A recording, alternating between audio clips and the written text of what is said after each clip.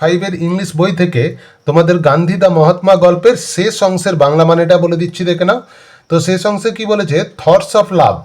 Thoughts of love মানে হচ্ছে ভালোবাসার যে চিন্তা, পিস মানে শান্তি, ইকুয়ালিটি মানে হচ্ছে যে ঐক্য, অর্থাৎ সবাই মিলে সমানভাবে থাকা।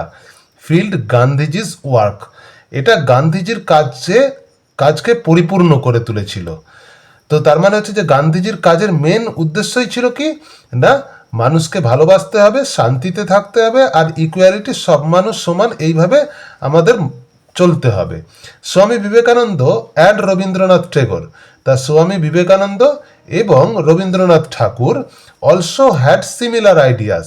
অলসো হ্যাড মানে তাদেরও ছিল, সিমিলার আইডিয়াস মানে একই, সিমিলার মানে একই, আইডিয়া মানে চিন্তাধারা, এখানেতে আইডিয়া মানে এখানে চিন্তা ভাবনা, তাহলে তাদেরও একই চিন্তা ভাবনা ছিল।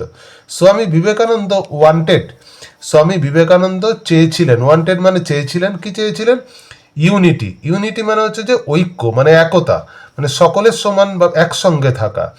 এবং অল রিলিজিয়ান্স, সমস্ত ধর্মের মানুষের মধ্যে তিনি ঐক্য চেয়েছিলেন। রিলিজিয়ান্স মানে হচ্ছে ধর্ম।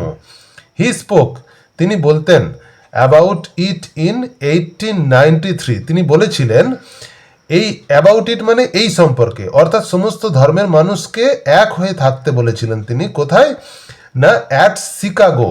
শিকাগো হচ্ছে আমেরিকার একটা শহর। তো আমেরিকার শিকাগো শহরে একটা ধর্ম সম্মেলনে 1893 সালে স্বামী বিবেকানন্দ বলেছিলেন যে সমস্ত ধর্মের মানুষকে এক হয়ে থাকতে।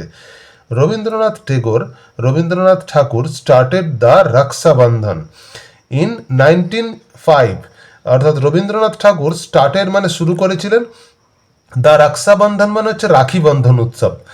তো ইন 1905 অর্থাৎ 1905 সালে রবীন্দ্রনাথ ঠাকুর রাখি বন্ধন উৎসব চালু করেছিলেন। এটা পরীক্ষার জন্য খুব ইম্পর্টেন্ট যে রাখি বন্ধন উৎসব কে চালু করেছিলেন, না রবীন্দ্রনাথ ঠাকুর। কত সালে চালু করেছিলেন, না 1905 সালে। ইট ওয়াজ এ ফেস্টিভ্যাল অফ ব্রাদারহুড। তো এই যে রাখি বন্ধন উৎসবটা, ওইটাকে বলছে এটা ছিল এ ফেস্টিভ্যাল। ফেস্টিভ্যাল মানে উৎসব একটা, অফ ব্রাদারহুড। ব্রাদারহুড মানে ভ্রাতৃত্ব, অর্থাৎ আমরা সকলেই একে অপরের ভাই ভাই, এইটা বলতে বোঝায় ব্রাদারহুড বা ভ্রাতৃত্ব। And communal harmony. Communal harmony মানে হচ্ছে যে বিভিন্ন ধর্মের মানুষের মধ্যে ঐক্য। দিজ থ্রি গ্রেট মেন, এই যে তিনজন মহান মানুষ, থ্রি মানে তিনজন, গ্রেট মানে মহান মানুষ, মেন মানে মানুষ। তা তিনজন মহান মানুষ বলতে কাকে কাকে বোঝাচ্ছে, না এক হচ্ছে গান্ধীজি, দুই হচ্ছে রবীন্দ্রনাথ টেগোর, অ্যান্ড তিন স্বামী বিবেকানন্দ।